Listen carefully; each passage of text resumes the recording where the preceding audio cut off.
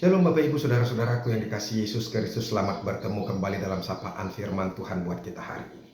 Hari ini kita masih mendengarkan firman Tuhan yang menjadi renungan bagi kita. Sebelum kita ditenggelamkan dengan aktivitas kita, segala pekerjaan kita dengan kesibukan-kesibukan kita, mari biarkan dirimu dimenangkan oleh Kristus. Amin. Firman Tuhan yang menjadi renungan bagi kita hari ini yaitu yang terambil dari Efesus pasal yang keempat ayat yang ke-28. Tapi sebelum kita mendengarkan firman Tuhan, marilah terlebih dulu kita berdoa. Kasih karunia dan damai sejahtera dari Allah Bapa dan dari Anaknya Tuhan Yesus Kristus itulah yang menyertai hati dan pikiranmu sekalian. Amin. Firman Tuhan yang menjadi renungan bagi kita hari ini yaitu yang terambil dari Efesus pasal yang keempat ayat yang ke-28. Dikatakan demikian, orang yang mencuri, janganlah ia mencuri lagi. Tetapi baiklah ia bekerja keras dan melakukan pekerjaan yang baik dengan tangannya sendiri, supaya ia dapat membagikan sesuatu kepada orang yang berkekurangan. Demikianlah firman Tuhan. Bapak Ibu Saudara-saudaraku, firman Tuhan bagi kita hari ini adalah bagian dari nasihat Rasul Paulus kepada jemaat yang ada di Efesus, supaya mereka mengingat bahwa mereka adalah orang-orang yang sudah ditebus, orang-orang yang sudah diselamatkan, orang-orang yang sudah mengenal Allah. Mereka harus mengenakan manusia baru dalam hidup mereka. Hal-hal yang lama, hal-hal yang buruk jangan lagi tinggal dalam kehidupan mereka. Ada begitu banyak saudara-saudara yang dimintakan Rasul Paulus kepada mereka soal-soal hal yang lama. Mereka jangan hidup lagi sama seperti orang-orang yang tidak mengenal Tuhan. Mereka adalah orang yang sudah diselamatkan, seharusnya mereka harus tinggal bersama-sama dengan Tuhan. Jangan lagi berdusta. Jangan lagi sampai jatuh marah, tapi jangan sampai mereka marah tapi jatuh ke dalam dosa. Boleh marah, boleh. Tapi jangan sampai kita jatuh ke dalam dosa. Kita harus marah dengan ketidakadilan. Kita harus marah dengan perilaku orang yang tidak baik. Kita harus marah dengan orang-orang yang melanggar aturan. Itu. Dan juga ini firman Tuhan yang mau diingatkan kepada kita. Orang-orang yang mencuri, jangan lagi mencuri.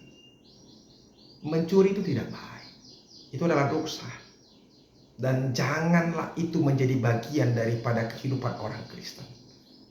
Kadang-kadang sebenarnya saya bertanya, apakah ini masih relevan dikhotbahkan kepada orang percaya? Masih. Dan sangat-sangat masih relevan.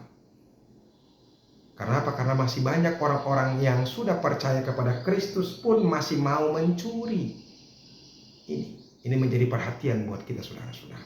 Supaya jangan lagi kita tinggal dalam pikiran-pikiran yang jahat, tindakan-tindakan yang jahat, tindakan-tindakan yang lama. Tapi firman Tuhan mengingatkan, Rasul Paulus mengingatkan, hendaklah kita bekerja keras, bekerja dengan sebaik-baiknya dengan tangan kita sendiri. Apa artinya saudara-saudara? Supaya kita bisa membutuhi kehidupan kita. Karena pekerjaan itu adalah sarana buat kita mendapatkan nafkah, mendapatkan income, mendapatkan materi supaya kita bisa membutuhi kehidupan kita, mencukupi kehidupan kita, kebutuhan kita. Itulah yang harus kita lakukan.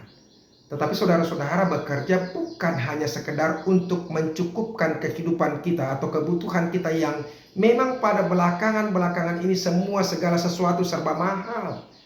Baik makanan, sandang, dan perumahan juga itu begitu mahal. Apalagi dengan dunia pendidikan pada saat ini begitu mahal. Hati-hati saudara-saudara, begitu banyak orang-orang yang terjebak. Karena apa? Karena kebutuhan hidup sehingga dia tidak pernah lagi mau memikirkan orang lain. Dia berupaya hanya untuk menyelamatkan diri, menyimpan sebanyak-banyaknya supaya masa depannya terjamin. Bapak Ibu Saudara-saudara, saya mau katakan kepada kita, bukan karena banyaknya uang yang kita simpan dan harta yang kita miliki akan menjamin kehidupan kita. Kebetulan tadi sebentar ada gempa bumi di sini. Tanah goyang. Kadang-kadang kalau kita pikir-pikir, saya pikir tadi kalau andaikan ini sangat besar dan mematikan. Kalau andaikan saya mati, saya tidak memiliki harta. Tapi untuk apakah semuanya kalau hidup kita sudah berakhir? Ingat saudara-saudara, hidup kita akan berakhir. Jangan pikir bahwa hidup kita tidak berakhir. Itu yang dikatakan Yesus kepada orang yang memiliki ladang yang besar itu, ketika dia panen sehingga dia merombak lumbungnya. Dan ketika lumbungnya sudah besar sekali dan semua dimasukkan di situ, maka dia berkata, "Hai hatiku, bersukacitalah sebab sudah begitu banyak persediaan bagimu." Lalu Yesus berkata, "Hei orang bodoh, untuk apakah semuanya itu? Hari ini engkau akan mati. Untuk apakah semuanya itu yang kau miliki?" Saudara-saudara, berhati-hatilah bahwa hidup kita tidak dijamin oleh kekayaan kita, apa yang kita miliki. Oleh karena itu saudara-saudara, makanya Rasul Paulus mengingatkan kita hari ini bahwa pekerjaan itu bukan semata-mata hanya untuk membutuhi kehidupan kita, membutuhi apa yang dibutuhkan oleh diri kita dan anak kita dan keluarga kita, tetapi pekerjaan yang kita lakukan itu juga harus memikirkan orang-orang yang berkekurangan. Apa yang dikatakan Rasul Paulus tadi hari ini kepada kita, ya. Tetapi baiklah ia bekerja keras dan melakukan pekerjaan yang baik dengan tangannya sendiri. Apa yang dikatakan di sini? Supaya ia dapat membagikan sesuatu kepada orang yang berkekurangan. Saudara-saudara, kalau kita bekerja ternyata bukan hanya untuk diri kita sendiri dan keluarga kita, tetapi juga untuk orang-orang lain yang berkekurangan. Kita harus memikirkan orang-orang yang lain yang berkekurangan itu. Orang yang sudah diselamatkan dan hidup baru, dia harus memiliki perasaan yang sama. Dia harus bisa merasakan penderitaan orang lain. Dia harus turut membantu orang lain dalam penderitaannya, dalam pergumulannya. Orang yang sudah ditebus harus tinggal dalam kasih Tuhan.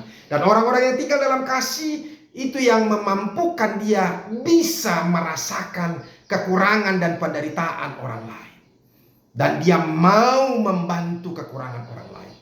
Jangan menjadi orang yang egois. Jangan hanya mementingkan diri sendiri.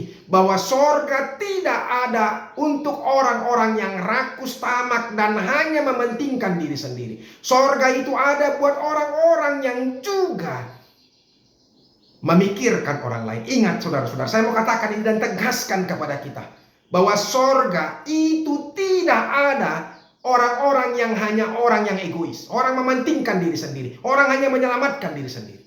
Tapi di sorga nanti adalah orang-orang yang rela bahkan mengorbankan semuanya untuk orang lain. Berhati-hatilah kita. Makanya pikirkan baik-baik. Untuk apa kita hidup? Kemana kita akan pergi? Semoga firman Tuhan ini betul-betul mengingatkan kita saudara-saudara, supaya kita hidup penuh dalam kasih Tuhan. Jangan lagi hanya memikirkan diri sendiri, tapi pikirkanlah orang lain. Tinggallah dalam kasih.